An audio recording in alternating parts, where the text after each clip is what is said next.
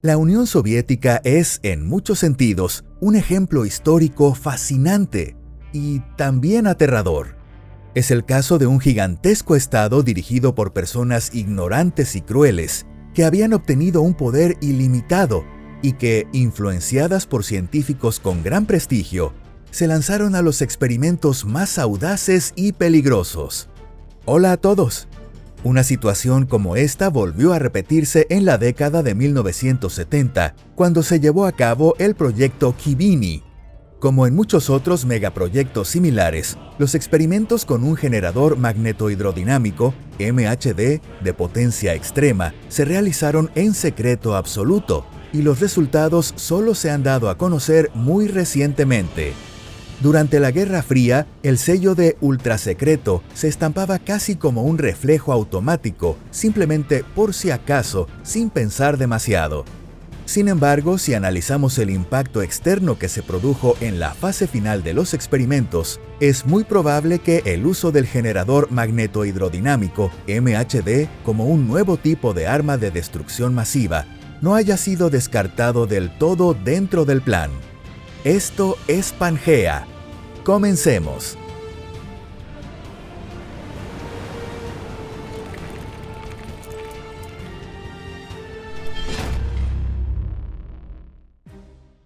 Sobre la historia.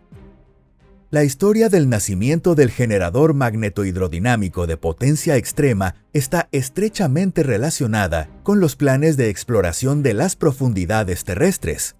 En la Unión Soviética, la industria se desarrollaba con tal rapidez que era necesario descubrir y explorar constantemente nuevos yacimientos minerales, a fin de establecer una base sólida para el suministro de materias primas.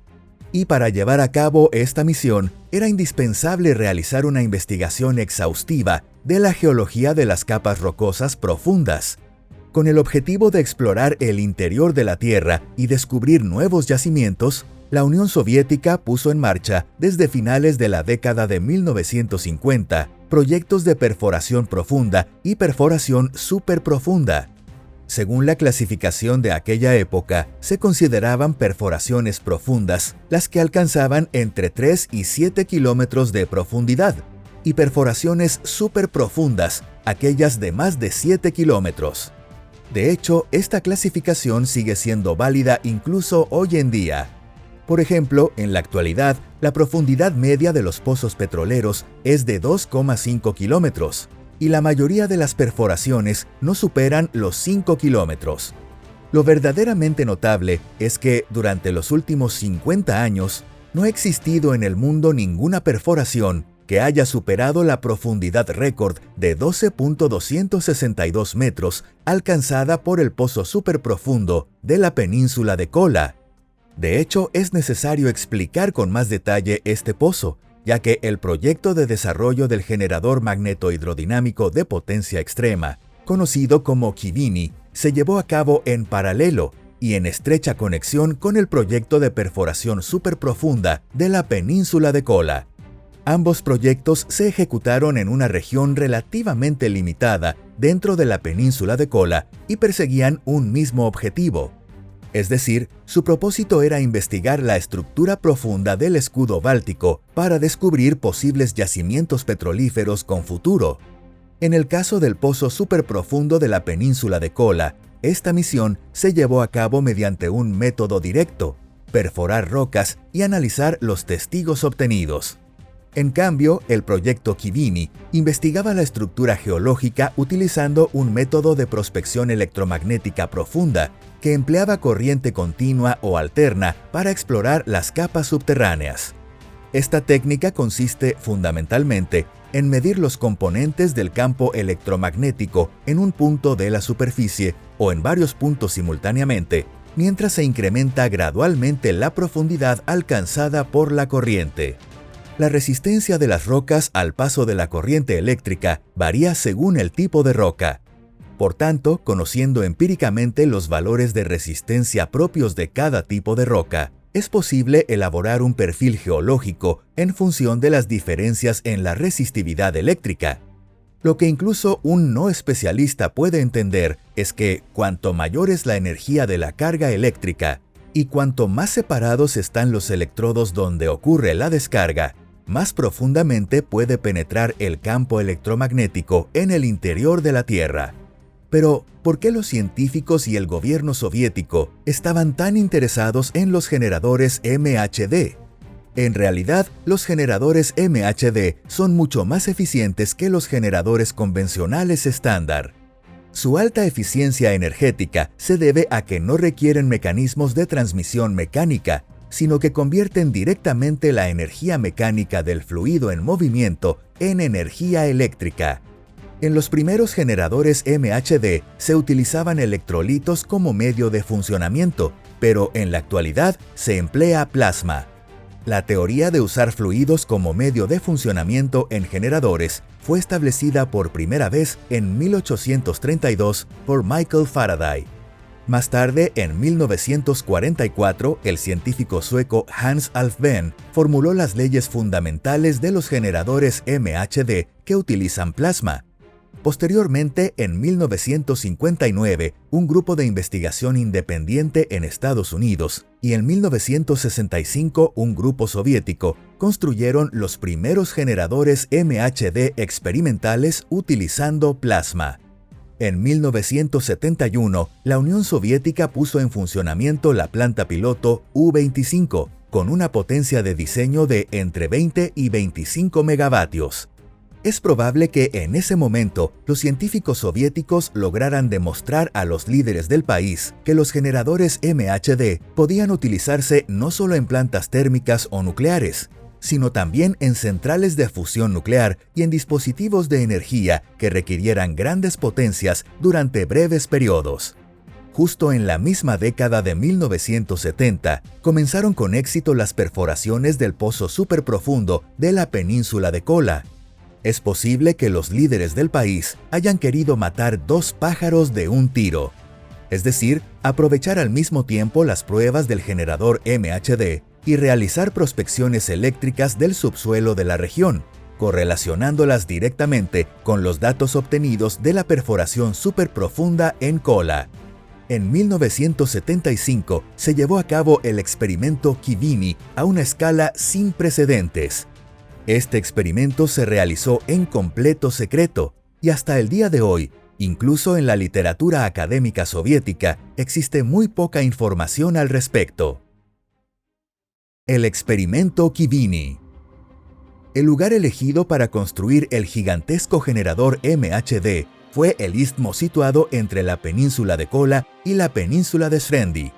Este dispositivo, cuya forma y dimensiones desafían toda imaginación, fue completado en 1975. El hecho de que este experimento se realizara justo cuando el pozo superprofundo de la península de Kola alcanzó un éxito rotundo no parece haber sido una simple coincidencia. En 1975, el pozo de la península de Kola superó los 7.000 metros de profundidad sin fallos ni accidentes, y la perforación continuaba avanzando. A partir de ese momento, se comenzó a perforar una formación rocosa inestable, y al principio surgieron problemas menores que poco a poco se volvieron cada vez más graves.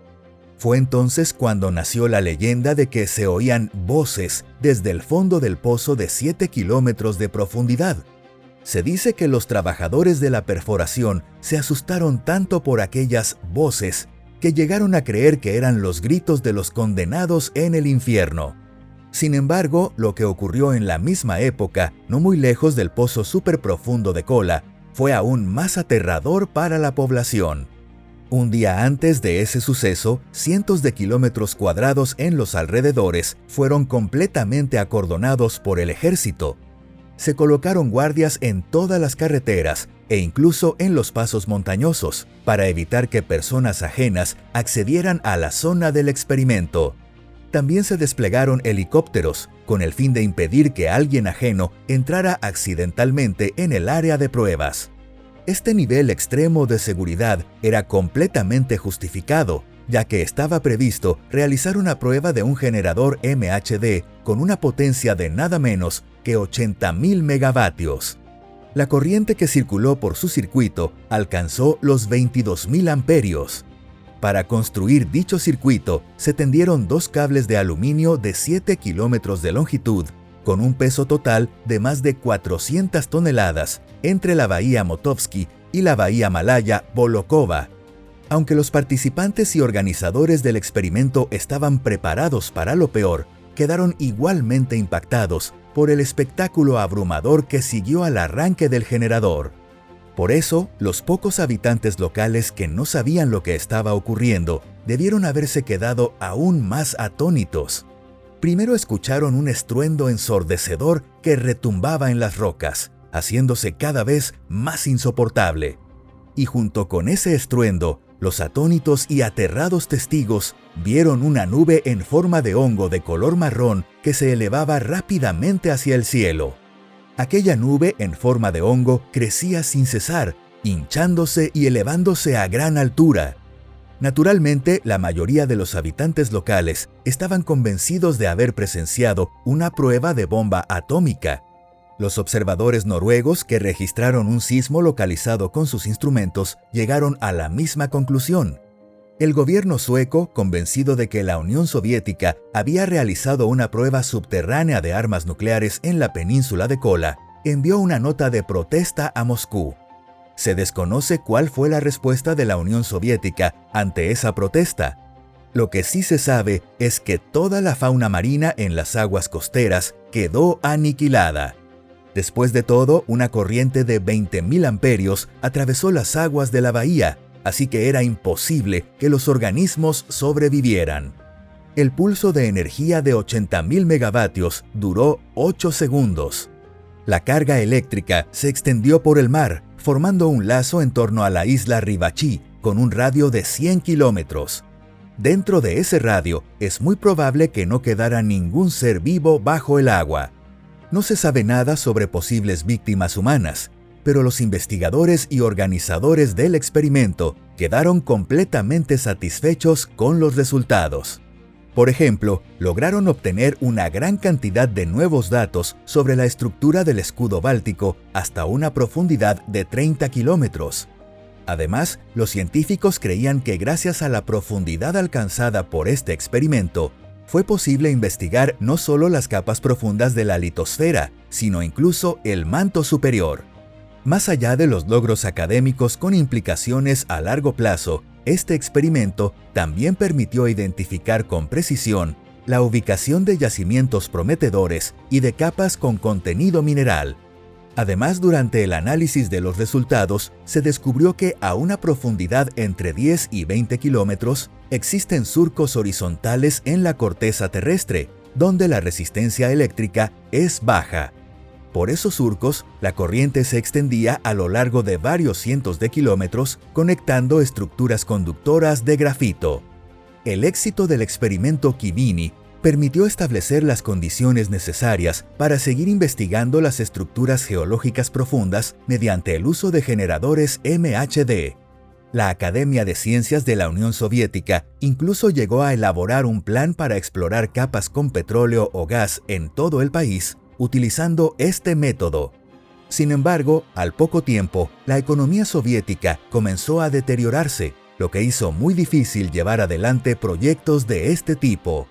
Como estos planes estaban concebidos a largo plazo y no eran de aplicación inmediata, en un contexto de escasez de recursos y fondos, muchos tuvieron que ser abandonados. Los planes para seguir desarrollando la prospección electromagnética con generadores MHD corrieron la misma suerte. Y el propio generador MHD acabó compartiendo ese mismo destino. Esta gigantesca máquina, que desde lejos parecía una antigua locomotora de vapor, fue deteriorándose poco a poco hasta quedar completamente destruida. Finalmente, las piezas especiales del dispositivo fueron convertidas en chatarra. Hoy solo queda la huella de la base de concreto como único rastro del lugar donde una vez estuvo el generador MHD. Sin embargo, en muchos países del mundo continúa la investigación y el desarrollo de generadores MHD con nuevos conceptos. Estos desarrollos se están llevando a cabo en Estados Unidos, Japón, India y los Países Bajos, y sus avances aparecen regularmente en los artículos de los medios internacionales.